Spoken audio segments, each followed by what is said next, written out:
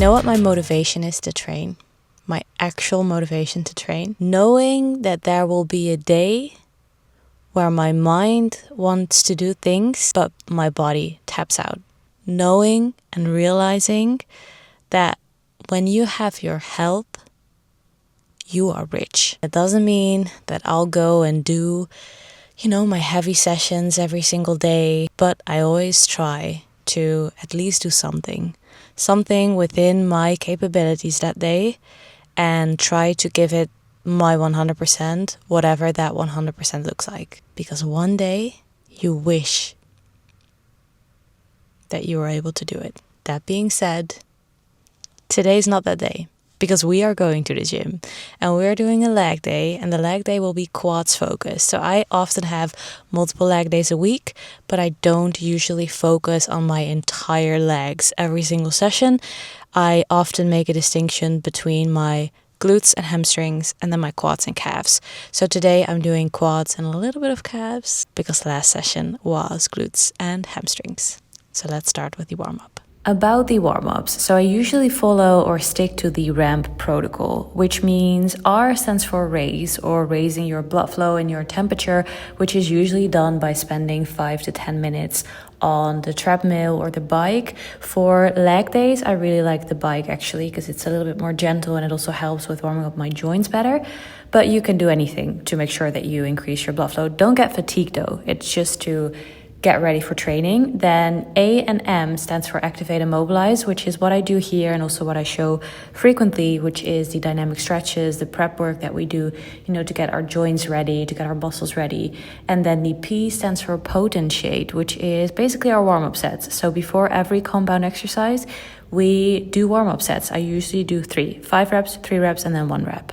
We just finished doing the general warm-up where we focused on dynamic stretches for hips and ankles specifically, because I really want to pay attention to my ankle mobility and my hip mobility before I'm doing any squats or quad exercises specifically. Now, we've done our hips, we've done our ankles. There's one thing that we still should pay some extra attention to, which are our knees. So what I'm going to do as a first exercise is a seated leg curl, which is technically an isolation exercise for the hamstrings, but it will really help with warming up our knees. I'm not going to do anything like super intense. I'm going to do 3 sets of 10 to 12 reps with a moderate load, just because I want to do this to warm up my knees. And then afterwards, we're moving on to our first compound exercise of the day, which is going to be a squat variation, because squat variations are great when you want to target your quads, because you'll really be able to get that deep stretch in your quads, especially now that we have worked on our ankle mobility. This is my plan for the seated leg curl. So the aim is to warm up my knees. I still want to get a good set in though, even though I'm not really focused on training my hamstrings, because I target them more with my glute focus training and with my full body sessions. But what I'm doing is I'm keeping my feet in neutral, as I said, because I want to warm up everything. I don't have a preference for any of the heads that I want to target more. Feet in neutral, toes are pointing up to the sky. And what I'm doing is I am squeezing my hamstrings until I reach full contraction. Then I hold it here for 1 second and I slowly lower the weight, and I don't go fully back. So I'm not actually putting the weight back down as I'm doing now.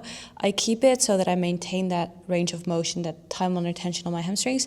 And then I go back again, keep it for 1 second, and then I slowly lower the weight.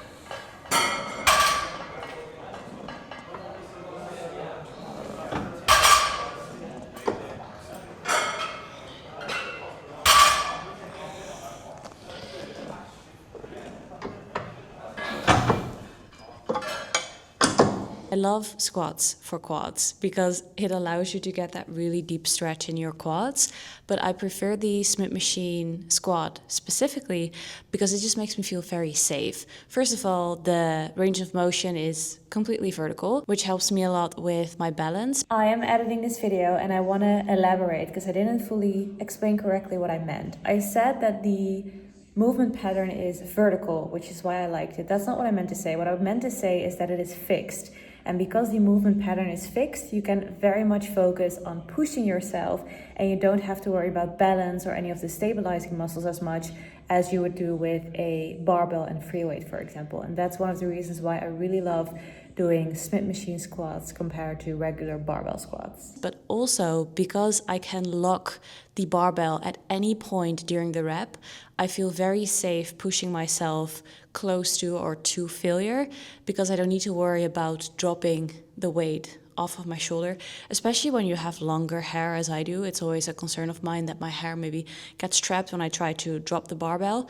So I really prefer doing it in the Smith machine. My protocol for Smith machine squats is that I prefer to drop the weight slightly, use a slightly lighter load, and then go through the full range of motion. And I mean full as in trying to make sure that my hamstrings touch my calves at the bottom of the rep if I can, trying to keep my spine neutral. I find that especially at that part of the rep where you have to overcome most resistance, it's at the bottom, it is the best point for my quads to really fire up.